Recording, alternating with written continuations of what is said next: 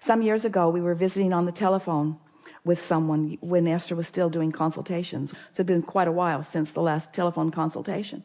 But this woman was talking a bit like you. She was discouraged and a little defiant. And so we realized that we were not going to make much headway in trying to turn her around on the issues that she was most troubled with. And so we encouraged her to pick some subjects that she didn't have any momentum going about, even though we were not in those days using the word momentum. She said, like what? We said, like blue glass and butterflies and feathers. Humph. It was just annoying to her that we weren't giving her something concrete that she would use, and that we were talking about something as silly as that. And she left the conversation, and Esther never heard from her again and was not surprised.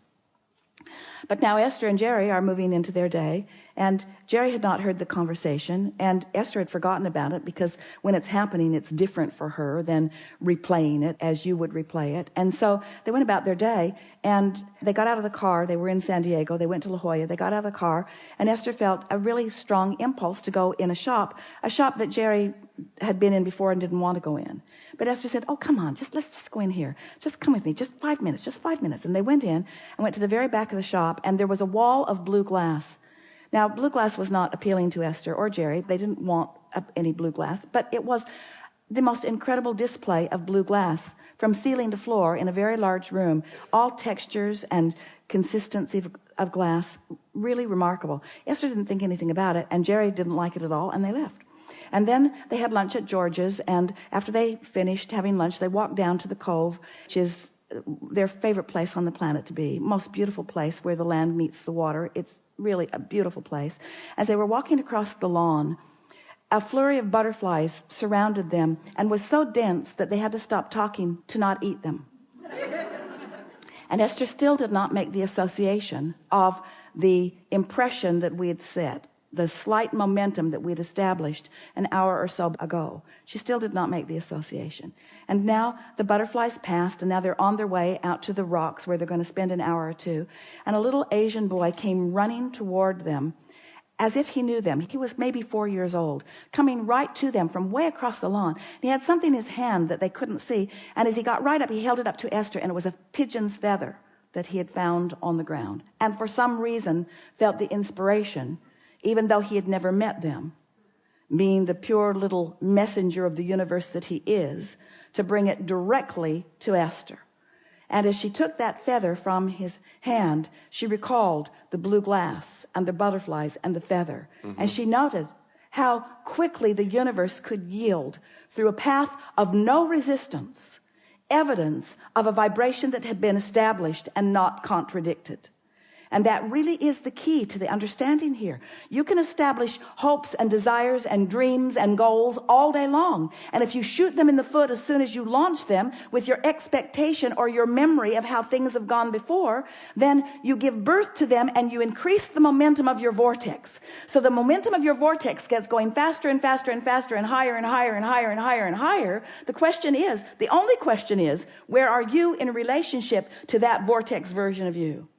So today we say to you, pick a disc and practice it, and pick a disc and practice it, and pick a disc and practice it. And before you know it, the contents of your vortex that you have put into motion over lifetimes will empty itself into your experience in full realization and actualization and manifestation, in evidence not of anything other than your vibrational alignment with who you really are.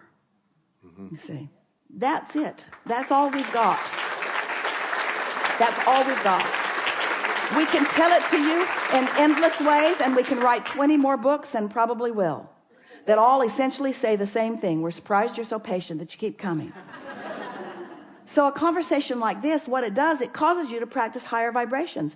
You participate in something like this where we relentlessly insist that you come here with us and here with us and here with us, and another person comes to the chair and starts out here, and we insist that you come here and here and here and here, and another person comes to the chair, and we insist that you come here and here and here, and you leave this gathering, and whether you like it or not, maybe we should have put it on the disclaimer that you signed when you came in, your vibration is in a different place when you leave than when you came.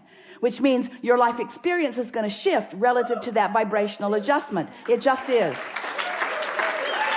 And hopefully, during the conversation, you're now queued up to some realization of some of that shifting. And that really is the key. When you consciously acknowledge that I felt differently and this happened differently, not this happened differently and then I felt differently. I felt differently and this was the result of my shift in vibration. Then you're off and running, because you can control by selectively sifting, by making lists of positive aspects, by practicing thoughts that feel good, by not trying to stop momentum when it's negative, by just backing away from it, by being in the middle of a conversation with someone and you can see it's not going well and you say, you win, you win.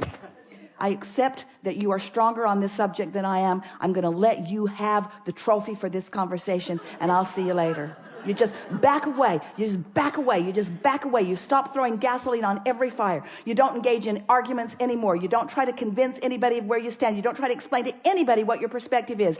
You have a, I don't give a rat's whatever it is about how you feel about how I feel about anything. I am singularly giving my attention to one thing and one thing only, and that's what disc I choose, what disc I choose, what disc I choose. And it is our promise to you. 30 days of deliberately choosing the disc will rock your world. You're not kidding.